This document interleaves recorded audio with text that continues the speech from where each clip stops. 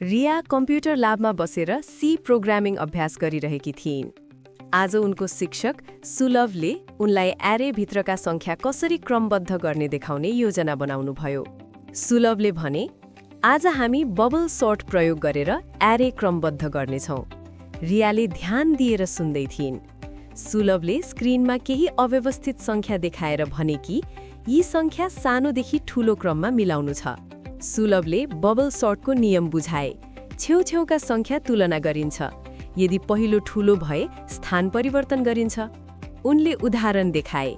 ठूलो सङ्ख्या बिस्तारै अन्त्यतिर सर्छ, ठिक पानीको बबल जस्तै। रियाले सुलभको निर्देशन अनुसार प्रोग्राम लेख्न थालिन्। सुलभले देखाए कि लूपको माध्यमबाट यो प्रक्रिया फेरि दोहोऱ्याइन्छ। जब प्रोग्राम चलाइयो, स्क्रिनमा सबै सङ्ख्या सुन्दर रूपमा क्रमबद्ध देखियो। सुलभले भने, यसरी बबल सर्टले एरेभित्रका डेटा सजिलै क्रमबद्ध बनाउँछ।